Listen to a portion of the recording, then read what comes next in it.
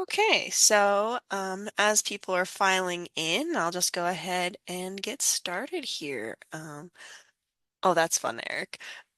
I'll keep an eye on, I mean, I'll mostly not keep an eye on chat, but we'll hold questions for the end, and I should give us all plenty of time to say whatever thoughts come to mind. So so let me just. Okay. So this is Main Branch Library versus Health Sciences Library, comparing and contrasting services and populations via data analysis, which I'm sure is the most colorful title anyone has ever invented.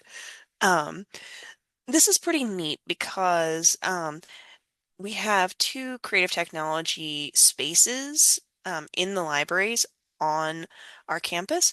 Um, but there's both overlap and differences for a few different reasons. So we have a few libraries here on campus, um, and the ones that have those creative technology spaces are the main branch library and the health sciences library. What's sort of unusual is that the two of them are pretty separate in how they operate, um, and also have different sort of populations that they serve. So we thought it would be interesting to cross-compare data. And so, I have these two sort of case studies about the sort of data that we have and reflections on that data here. And then some discussion of approaches, plans for the future, and cross comparisons. So let's see what I've got here.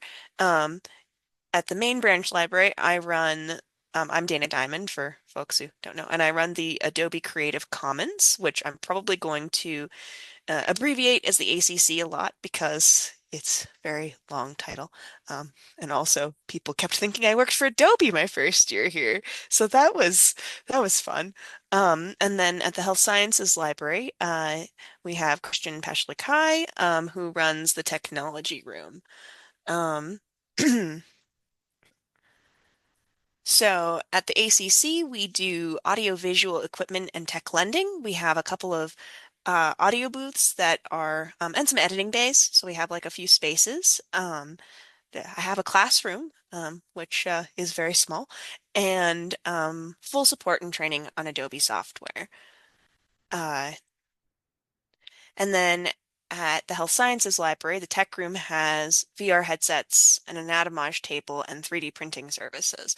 So let me talk a little bit more about that. Actually, I'm going to back up because I'm going to talk about myself a little more. Um, so in addition to all of this, I do some instructional support too. So I'm sometimes in classrooms, which is interesting for data because, of course, that has a big impact on who's engaging with our space and services. Uh, and then I've worked at the ACC since September 2022. Technically, the ACC opened in 2020, but due to disruptions, I essentially built out a lot of our operational procedures, and our data begins a little bit before my time, kind of in January of 2022. So I have data coming from spring 2022 forward. And then the health sciences library's emerging technology services initially started with an introduction to virtual reality in 2018 with an Oculus headset. And then with the introduction of smaller VR headsets like the MetaQuest 2s and 3s, examining anatomy through VR has been another means of learning subjects like anatomy. In 2022, the library purchased the Anatomage table, it's really cool if you ever get a chance to check one of these out. It's a 3D anatomy system that provides cadavers and accurate scans of the anatomy. You can do all sorts of neat things with it. Um, but I swear that's the sort of thing that I used to fantasize about when I was a kid and imagine cool technologies we could have is like a touchscreen table of actual anatomical models. Um, and then in that same year, the library offered 3D printing services with the Ultimaker S5, which allowed users to print complex structures such as protein models and anatomical models. All right. And so a little bit of a discussion of the different populations we have here. So the ACC theoretically serves all students, faculty, and staff with some ability for community members to access support, but not check out equipment. So, if we can't bill them, we don't send them home with stuff. Uh, that said, main campus libraries often end up with an undergraduate emphasis on outreach and programming, and we'll see that my numbers skew way towards undergrad later on. And then I've also focused a bit on undergrads when it comes to classroom support and other outreach initiatives. And then the Health Sciences Library primarily caters to graduate students in the health sciences, with the exception of certain students that wish to pursue an undergraduate UNM Health Sciences degree in nursing, dental hygiene. It's fairly small.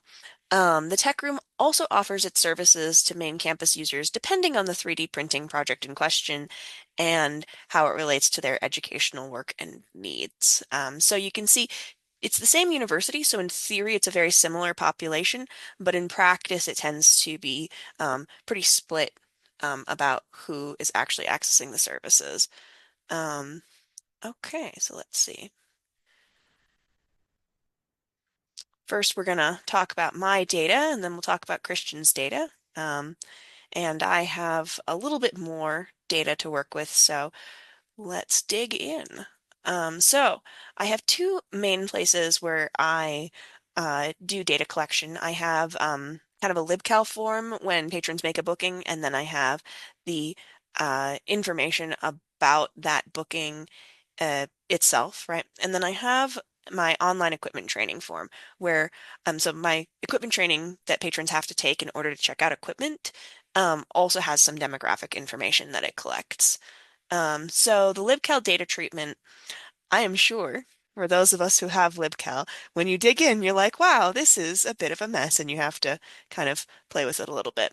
So one of the things that I really focused on for this presentation was unique users and total bookings per semester to kind of think about the overall population rather than getting into the weeds of, oh, which pieces of equipment were more popular. Um, I also removed data that corresponded to my internal work. So like sometimes I'll have a whole bunch of bookings because I was doing some training or something. So I deleted all that. And then I organized by all spring and fall and summer. So like I have one, well, that'll make more sense as we keep going. And then let's talk about, so the equipment training, the demographic questions that get asked are kind of status demographics, which is like, undergrad, grad, faculty, staff. And that gives me like actually the raw numbers that we'll look at in a sec. Um, and then it also takes down the department and program. Forms processed this in a way that was really cool because, as you can imagine, actually processing that data, unless you have like a drop down of department, is a problem. So this is the libcal form that I have. This is actually I have a whole list of terms and conditions that I desperately need to edit because I guarantee students are not reading 2 pages before they click continue. Um, but this one are the questions they have to answer, which also needs a little bit of an update. So we have their banner ID number. We have the department/program they're enrolled in. I really want to change reason for use because I really want to, the data here, and we'll look at that in a sec, is not useful. And so I really want to change that to more useful data. And then the date the equipment training was attended, which really needs to just change to a drop down. I mean, it's helpful at this moment, but it's not, patrons don't remember when they took the equipment training. Um, so then the patron demographics, here we get into the thing that I know, which is we service mostly undergraduates. So the bright orange giant slice of the pie is how many undergraduates we support. So the equipment training doesn't have all-time data. That has data since about last spring.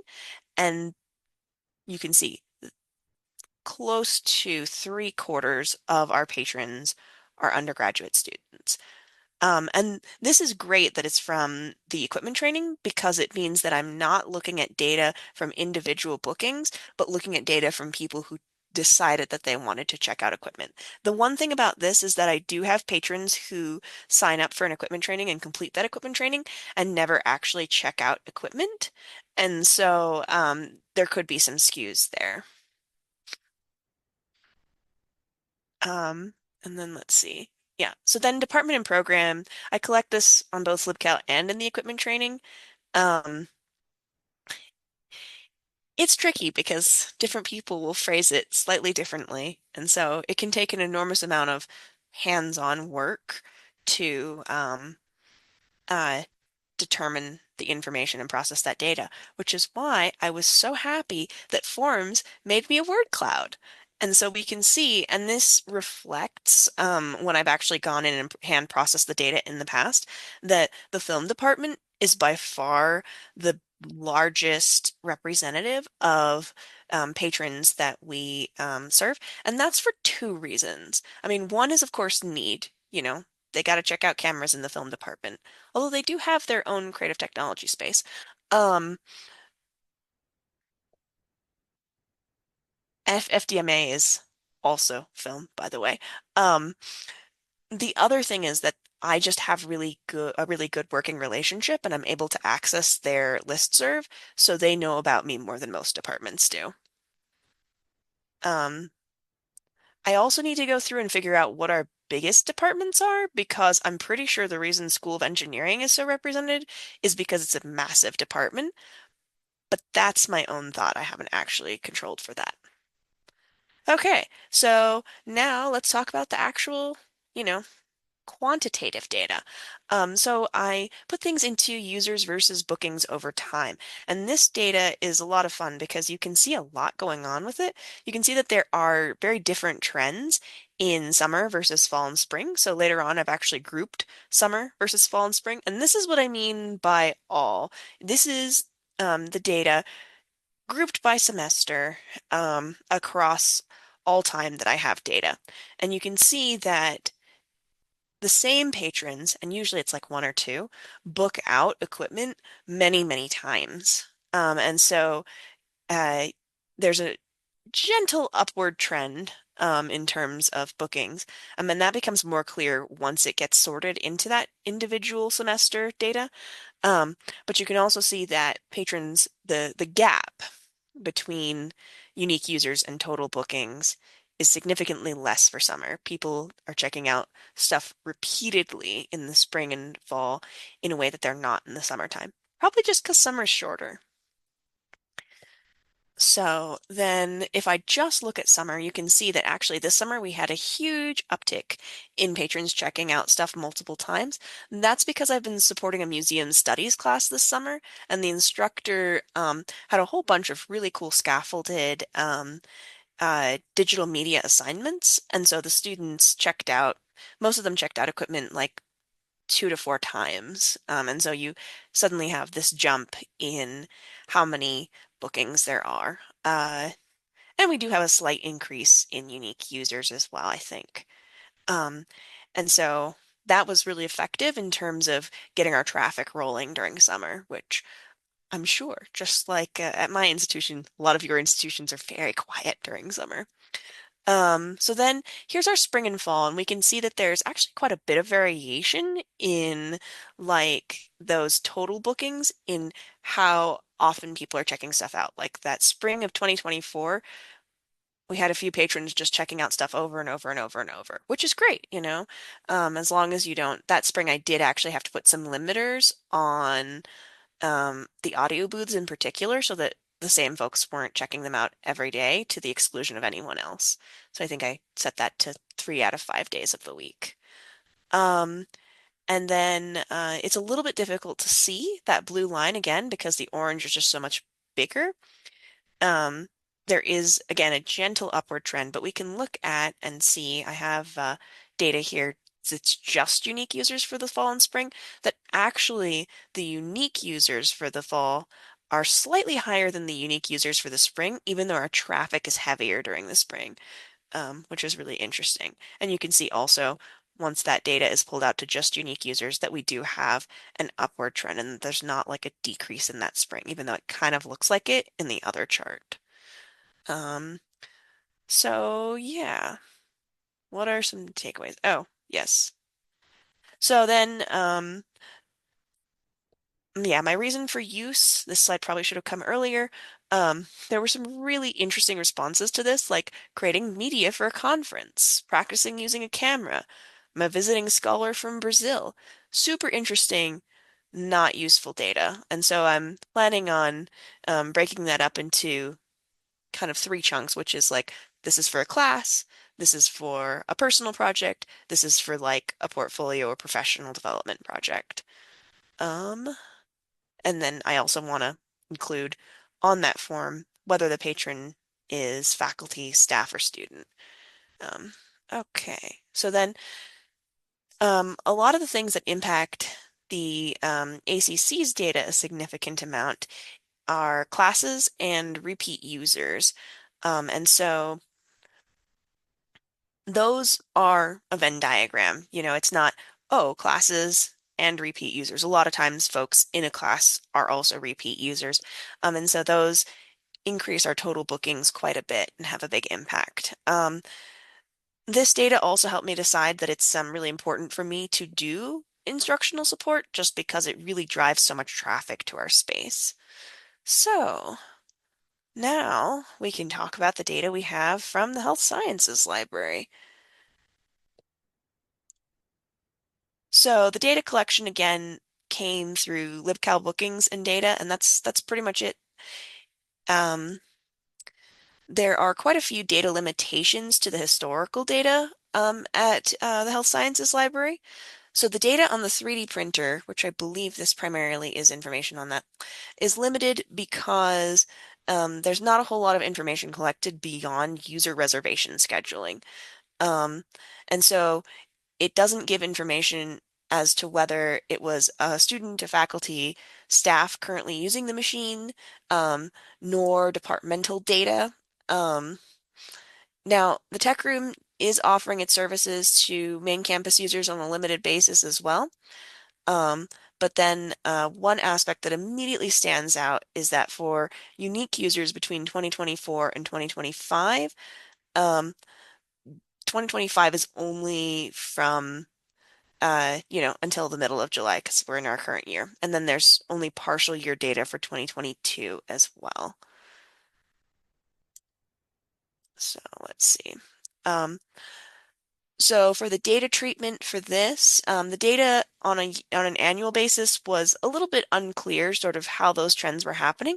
So uh, ultimately, we ended up looking at we took who the largest population of health sciences students were, which is the nursing program, and kind of timed things out to that semester view, which is different from the semester timing from the main campus. So let's take a look. Yeah, so you can see that yearly total bookings, there were more total bookings in 2023 than 2024. But the interesting thing is that I think is I forgot to read is that basically because of the way the bookings have worked in the past with the 3D printer, that it would be the same person booking multiple concurrent bookings because they needed the extended time.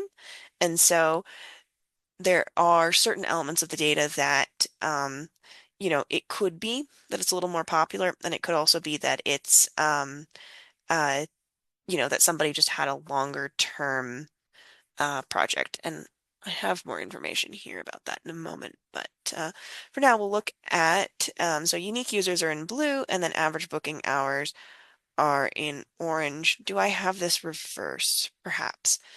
Um, in any case, you can see that there is sort of that gentle upward trend, um, and that, again, like I described, you tend to have the same users booking out multiple bookings. So let's see. So now we have kind of the spring semester bookings over time, and you can see that this is really interesting because you can start to see how actually the data is really impacted by when people are on campus. And you have that sort of middle of semester slice when people are coming in and doing a whole bunch of bookings right around probably midterms, um,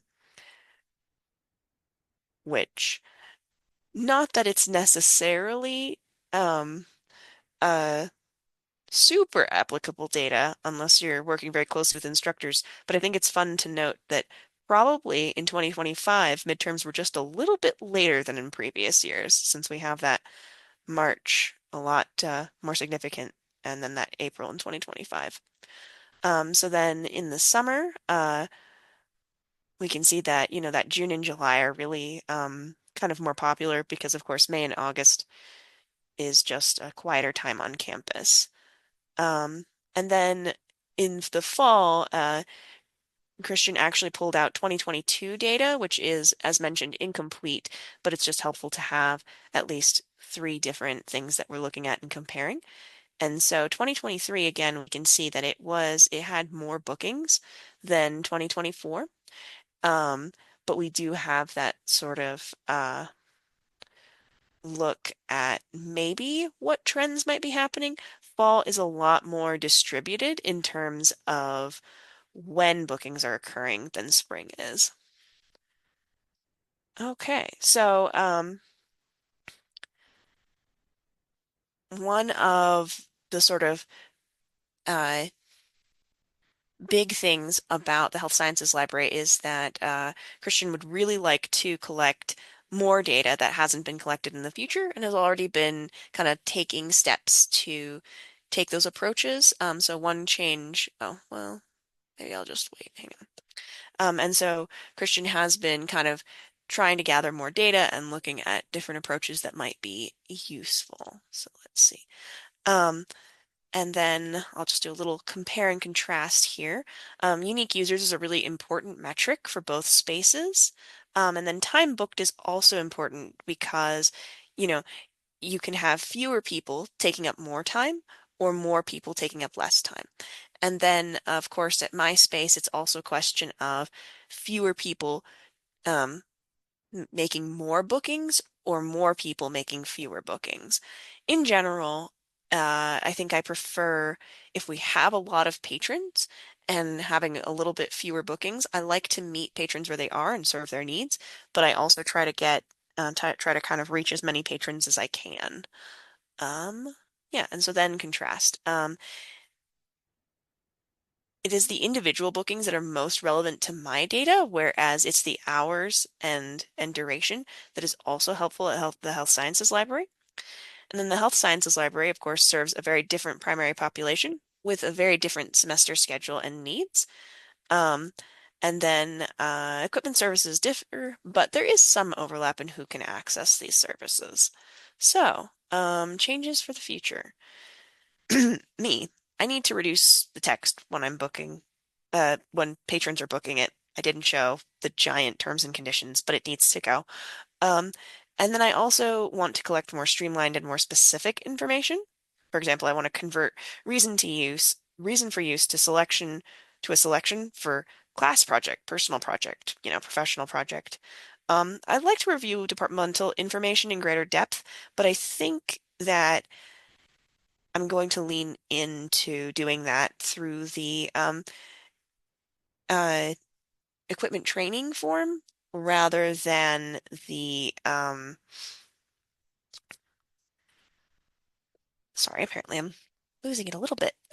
Through the equipment training form rather than trying to dig out that information through the claws of libcal because literally to get it out from libcal, I have to go through and delete all of the recurring patrons. I'm sure there's some sort of like widget I can use to do that for me, but if it's easier, it's easier. Um, and then yeah, and then the other thing that my data has told me, and this is not new, but it is very interesting, is that it's helpful for me to shift from a co-curricular focus to a curricular focus because when I work with classes, I just get an enormous amount of traffic. Students have more buy-in. It's, of course, always helpful to have faculty buy-in, and so that's where my time is really well served. And it's one thing to have that feeling, and it's another thing to see a giant spike in your data when you support a class. Yeah, and then the other thing that's not really data, but just something I'm thinking about is working more with tenure track professors. Um, of course, I love working with lecturers, but it's nice not to reinvent the wheel every time you support a class. So, and then let's see. So yes, one change Christian has implemented is increasing the booking time to be in hour increments up to a maximum of 24 hours.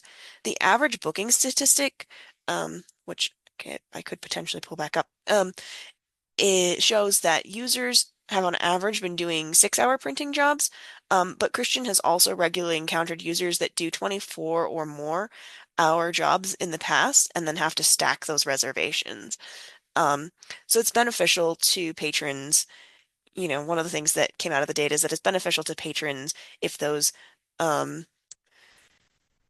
bookings are just a little bit longer to be able to not have to stack a whole bunch of bookings. Things take a long time to 3D print sometimes. Um, and then another change Christian has started is including a brief questionnaire attached to the booking process that looks at department and program, the status of a user, faculty, staff, student, and an optional section for project purpose.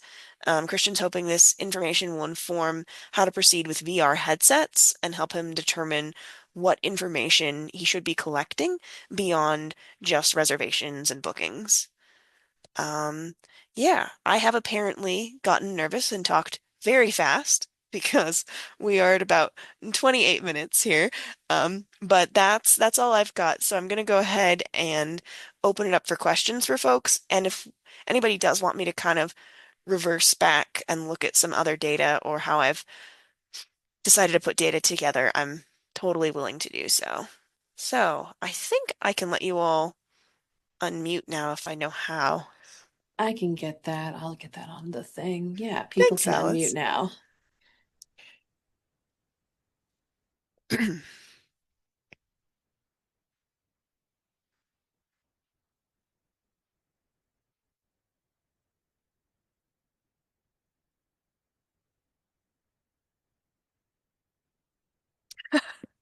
I'll raise my hand. Yep. It's so close to being good. They're like, "Oh, we'll make Uh, crafts for you." is it though? Is it close to being good? I'm sorry. No. I get known for being like the basher of the lib stuff universe, but like a lot of them are like so close, but like they're made by librarians. Why do I need to go to three different places to activate one thing?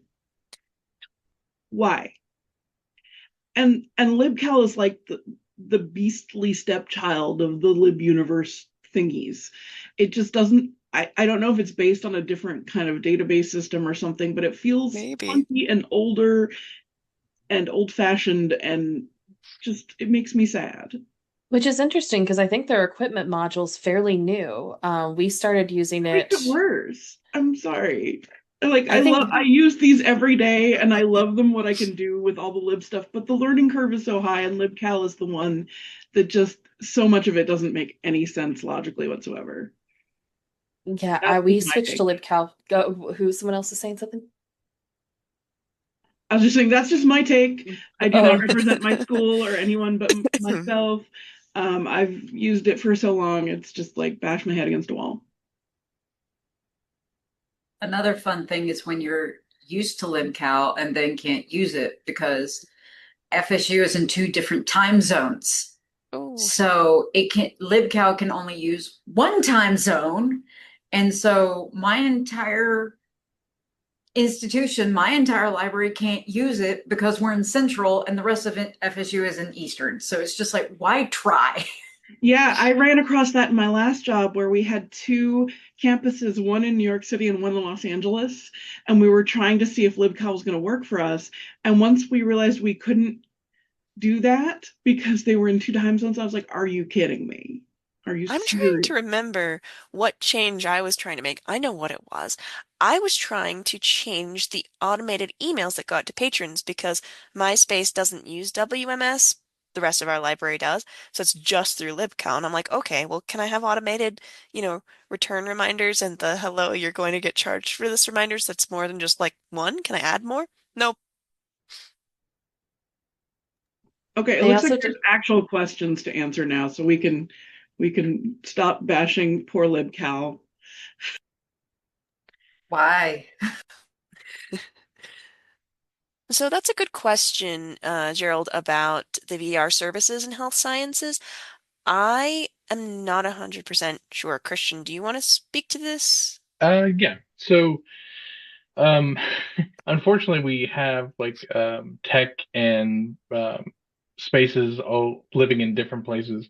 I believe we currently have the VR headsets living in um, OCLC, and so that data is a little bit harder to get to, but it's also um, I can tell you already that I've had some trouble from buy-in with faculty members, but that's mostly because of the issues with trying to have the VR headsets connecting or like working with our IT services. Like there's a lot of the restrictions there and Meta. So it's the faculty members want to use it, but there are some things that I'm working through currently this year to help with that. And the data, without even looking at it, shows that it's pretty low, regardless of what the faculty members want to do with it.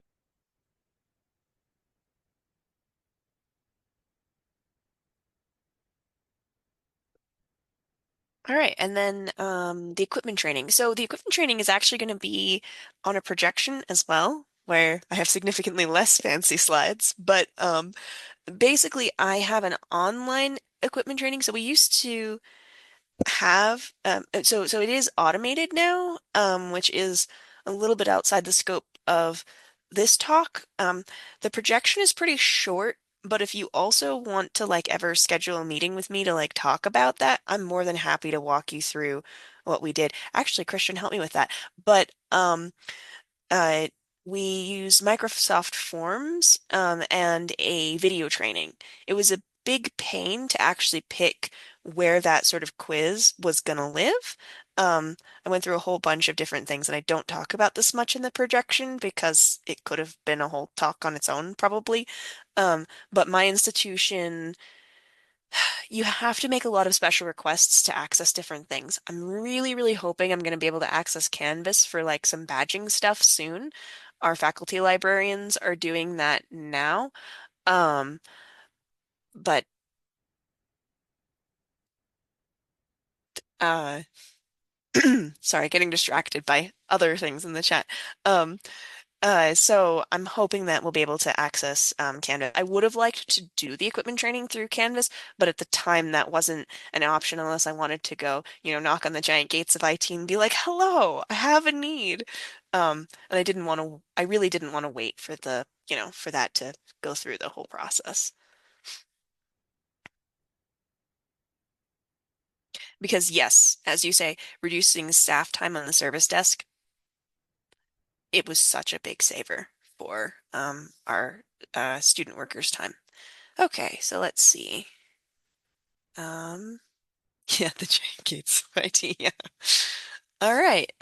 Any other questions?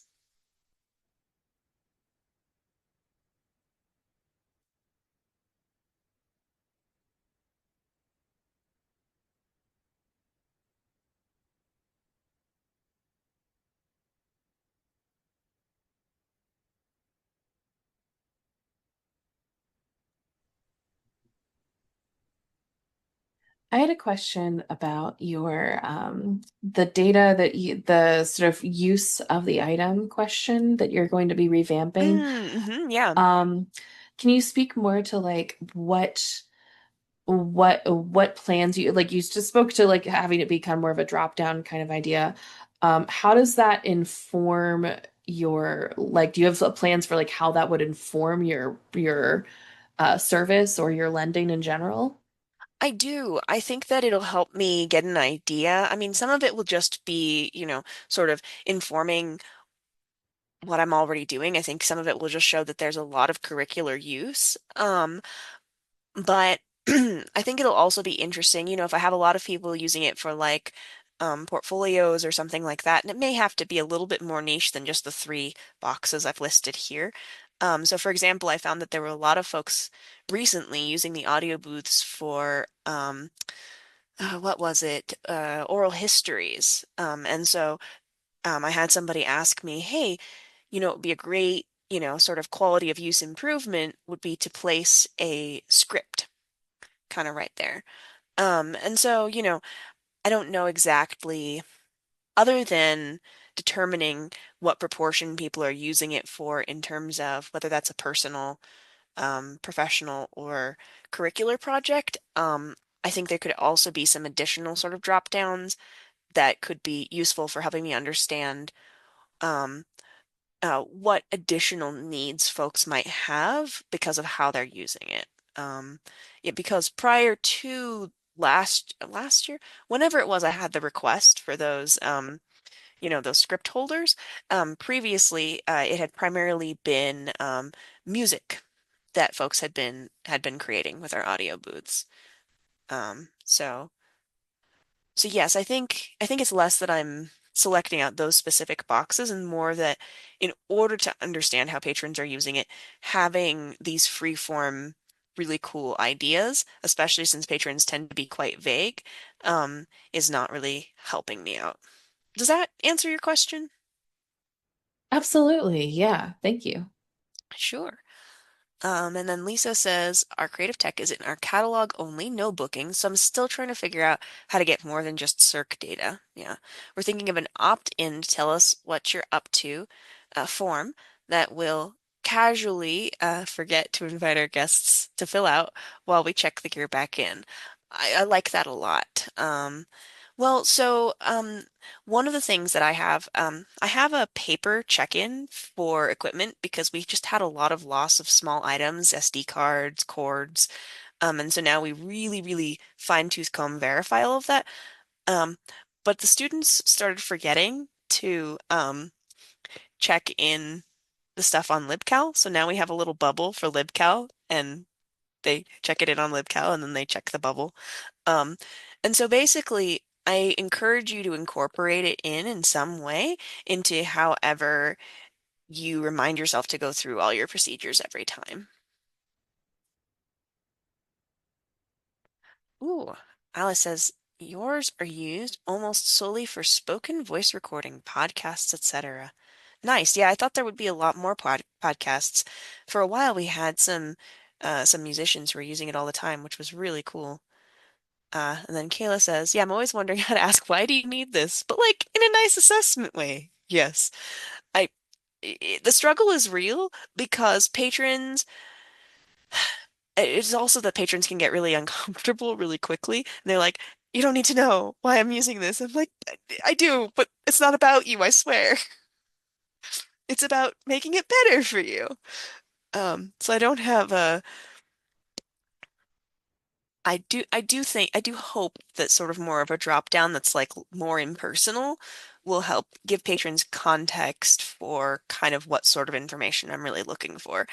Actually, that's not a bad idea. I'm gonna write it down. Um, just to have it be part of the booking form where it's like, is there something you'd like to see that isn't currently at the ACC?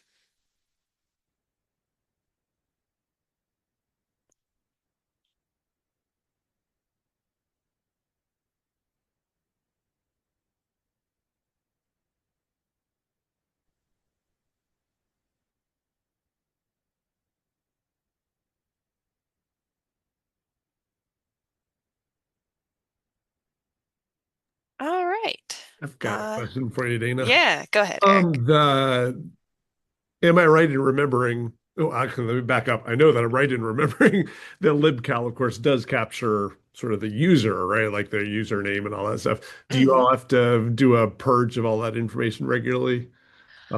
And I I ask think. that specifically because one idea that we sort of kicked around a little bit is like, surveyed, sort of like sending out a survey after the fact to people Mm-hmm. that are using, because we do booking stuff for our spaces in LibCal, but we don't for our equipment. And so we don't, and unfortunately, the way our sort of library system works as books and our equipment when we're doing regular circulation is we purge that stuff so quickly that we're not going to be doing a follow-up survey to users quite the same way with our circ stuff. But I do wonder that if you have that through booking, like, is that a possibility? Is that a thing that you all Yeah, might so do a survey? yeah, So, we don't have a whole lot of purging. You would think we would because of course we're very tight about what data we have. And I think stuff doesn't live very long in WMS, but in libcal so far I haven't seen sort of a red line on that, which is really interesting. And, I love having data, but I'm always uncomfortable having too much data. Exactly. Yeah, yeah. Same, same. It's really interesting because it's quite different. I came from using Connect 2. That was what we used before Mm, this. And that had like a database of your users. And that like you would have to manually purge. Like it wouldn't purge on its wow. own. Whereas LibCal, like it's fairly opaque to find your users. Like you can't just like look up you would have to look up bookings and find the person on the booking, Hmm. which is very different, you know. Totally. Yeah, that's wild that it was like a user first, user centric model that you have to purge. Yeah. They That, were FERPA, they did all the FERPA protections, like all the data on the back end was encrypted and things like that, but it was strange. yeah. I'm, we have some interesting things with certain main campus IT managed MacBooks. Um, I see you smiling, so you might have the picture in your head of the different bubbles of different users. I That does get purged, but not immediately. I need to bring that up again. Speaking of data that probably shouldn't exist out in the world. They're working on some different stuff. I don't know if anybody else has been working with this, but Mac has been working on some different like data reset options, but they keep Oh. kind of rolling them out and then like rolling them back. Mm, So that's been a little tough.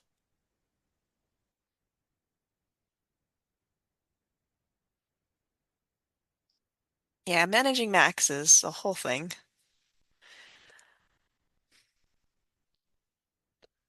All right, well, I think we have a few more minutes for questions and discussion.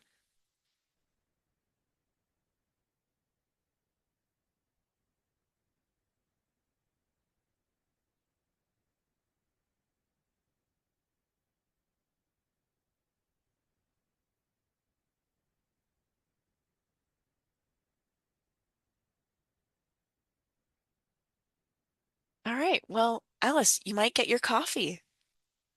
I don't know if I Maybe have time to run and grab it, but I two will. minutes. We'll see. I could probably at least get a drink from the machine. So thank you all so much for coming to the next talk. And yeah, we have our next concurrent sessions in a bit.